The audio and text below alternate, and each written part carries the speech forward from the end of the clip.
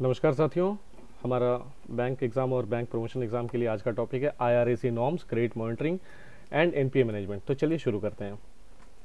IRAC क्या है? Interest rate, risk and allocation criteria norms. Banking में IRAC का उद्देश्य यह मानक प्रावधान है जो बैंक को ऋण देने से पहले ग्राहक की वित्तीय स्थिति, ऋण दर, जोखिम स्तर और ऋण वितरण प्रक्रिया को सही तरीके से जांचने, मूल्यांकन करने और नियंत्रित करने के लिए निर्धारित किए गए हैं। इंटरेस्ट रेट नॉर्म्स, ऋण की ब्याज दरें RBI और बैंक की नीति के अनुसार तय होती हैं। जोखिम के स्तर और ऋण की अवधि के आधार पर बढ़ती या घटती है। रिस्क नॉर्म्स क्या है? ऋण की गुणवत्ता, संपत्तियों के मूल्यांकन और देनदारियों का विश्लेषण। उच्च जोखिम वाले ग्राहकों को अतिरिक्त सुरक्षा और गारंटी की आवश्यकता होती है। एलोकेशन क्राइटेरिया, वितरण मानदंड क्या होते हैं? ऋण का निर्धारण उद्योग की जरूरत और ऋण की पुनर्भुगतान क्षमता पर निर्भर करता है। कृषि, MSME, शिक्षा, ग्रामीण आवास पर विशेष ध्यान दिया जाता है। क्रेडिट मॉनिटरिंग, इसका उद्देश्य क्या है? ऋण के नियमित नकदी प्रवाह और सहूलियत की समीक्षा का कारक, ऋण की वसूली व जोखिम से निपटना। प्रक्रिया, नियमित वित्तीय रिपोर्टिंग, रोजाना हो सकता है, डेली हो सकता है, मासिक हो सकता है, त्रैमासिक हो सकता है।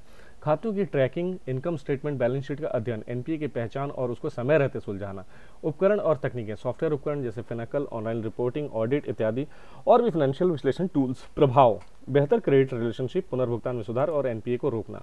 NPA मैनेजमेंट, NPA का अर्थ ऐसे ऋण जो 90 दिनों या अधिक समय तक चुकाया नहीं गया हो या जिनकी वसूली में जोखिम हो। प्रकार, स्लिप्ड एसेट्स, मतलब जो सब स्लिपेज, बैंकिंग में गतिशील। स्टैग्नेंट एसेट्स यानी अधूरी प्रगति। NPA नियंत्रण दिशा निर्देश, 30 दिन, 60 दिन, 90 दिनों का नियम है अलग अलग। NPA की पहचान के तुरंत बाद रिपोर्ट करना है। पुनर्गठन, वसूली उपाय और प्रबंधन, NPA का प्रबंधन कैसे करेंगे? NPA का संकलन और रिटर्निंग करेंगे, लीगल रिकवरी करेंगे, बंधक संपत्तियों का विक्रय करेंगे। NPA की तरह स्टेपल प्रोविजन एंड ब्रोकरेज का सही प्रबंधन। रोकथाम उपाय क्या है? बेहतर क्रेडिट प्रावधान, जोखिम मूल्यांकन, सुधारात्मक उपाय, फॉल्टन फंड से NPA की पूर्ति।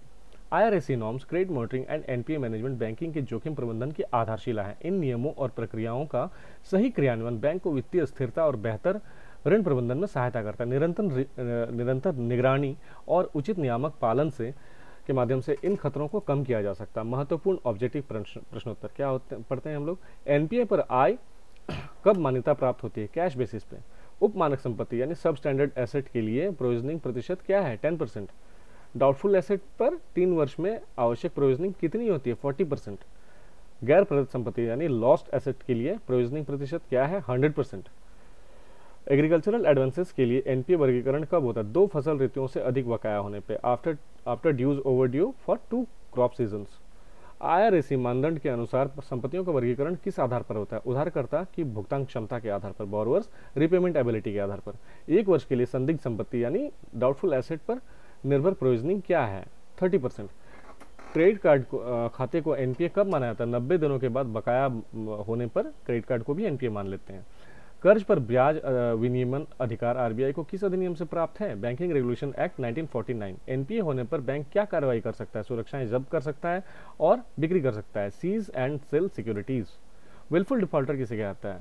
जो लोग जानबूझकर ऋण चुकाने से बचते हैं। सरफासी अधिनियम का उद्देश्य क्या है?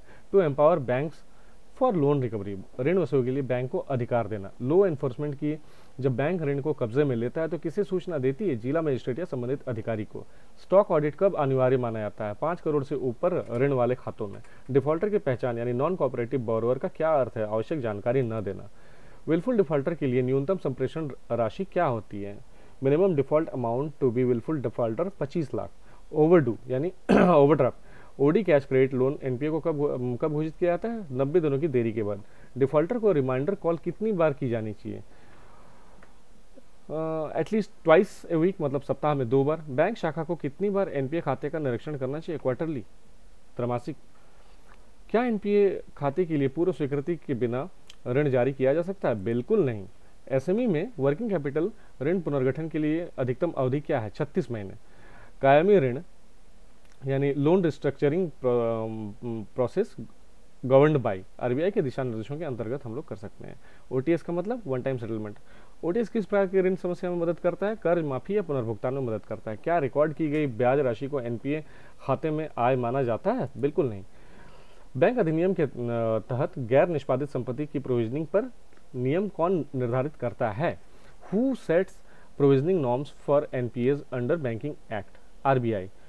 क्या credit information company NPA record रखती है? हाँ जी बिल्कुल रखती है। एनपीए की रिपोर्टिंग का समय क्या है? मंथली होता है एनपीए की रिपोर्टिंग।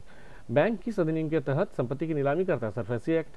क्या एनपीए प्रबंधन में पुनर्गठन एक समाधान है? हाँ है। एनपीए प्रबंधन के लिए बैंक शाखाओं को किस प्रकार की ट्रेनिंग दी जाती है? नियमित प्रशिक्षण और दिशा निर्देश द्वारा। एनपीए खातों की निगरानी कौन करता है? Credit department. क्या एनपीए रिपोर्टिंग पर कोई दंड है? हाँ है। सरफासी के तहत कब्जा लेने के बाद क्या कार्रवाई होती है? संपत्ति की नीलामी या ऑक्शनिंग ऑफ प्रॉपर्टीज। क्या लो इन्फोर्समेंट वाले खाते सरफेसी से बाहर है? नहीं।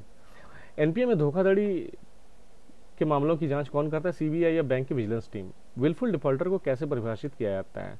One who intentionally avoids repayment. NPA की गणना में प्रोविजनिंग कवरेज का प्रतिशत क्या होता है? आरबीआई द्वारा निर्दिष्ट किया जाता है। एनसीएलटी का कार्य क्या होता है? दिवालियापन मामलों की सुनवाई। क्या सरफासी के तहत उधारकर्ता को नोटिस देना आवश्यक है? हाँ, minimum 60 days, at least 60 days. NPA खातों के पुनर्गठन में बैंक क्या ध्यान रखता है? रिपेमेंट कैपेसिटी का ध्यान रखता है। क्या क्रेडिट कंपनी और विलफुल डिफॉल्टर की जानकारी साझा करती हैं? हाँ जी करती हैं। क्या एनपीए खातों का आकलन वार्षिक होता है? नहीं, मासिक होता है। एनपीए के लिए कौन सी विधि प्राथमिक है? Restructuring, interest stoppage, recovery. Wilful defaulter की पहचान किस आधार पर होती है? आरबीआई गाइडलाइंस के आधार पर होती है। एनपीए प्रबंधन में सार यानी एसएआर के क्या उद्देश्य होते हैं? संदिग्ध लेन देन की रिपोर्टिंग सस्पिशियस ट्रांजेक्शंस। क्या एनपीए खातों की बिक्री कर सकते हैं? हाँ। कैसे कंपनी को? रिकवरी कंपनीज को कर सकते हैं, रिजॉल्ट कंपनियों को कर सकते हैं। एनपीए खातों में क्रेडिट लिमिट कैसे प्रभावित होती है? सीमित या बंद कर दी जाती है। क्या एनपीए खातों में पुनर्भुगतान किस्तें बढ़ाई जा सकती हैं? हाँ, पुनर्गठन में बढ़ाई जाती है, रिस्ट्रक्चरिंग में। एनपीए के जोखिम को कम करने के लिए सबसे महत्वपूर्ण क्या है? सही क्रेडिट मूल्यांकन, प्रॉपर क्रेडिट अप्रेजल। एनपीए प्रबंधन के दौरान ग्राहकों के साथ संवाद कितना आवश्यक है? बहुत आवश्यक है। एनपीए में फंसे संपत्तियों की बिक्री किसकी अनुमति से होती है? बैंक अधिकारियों की अनुमति से होती है। सरफेसी के तहत ऋण समाधान के लिए क्या विकल्प हैं? निदान, पुनर्गठन या नीलामी। एनपीए खाते का रिकॉर्ड कब अपडेट किया जाता है? मासिक आधार पर। क्या एनपीए खाते पर ब्याज लगना जारी रहता है? नहीं, आईआरएसी के तहत ब्याज रोकना अनिवार्य है। सरफेसी के तहत कब्जा किस अधिकारी को सौंपा जाता है? ऑथराइज ऑफिसर को सौंपा जाता है। क्या एनपीए की रिपोर्टिंग आरबीआई के समक्ष अनिवार्य है? हाँ जी बिल्कुल है। विलफुल डिफॉल्टर की सार्वजनिक सूची कौन बनाए रखता है? क्रेडिट इंफॉर्मेशन कंपनीज बनाए रखती हैं विलफुल डिफॉल्टर्स की लिस्ट।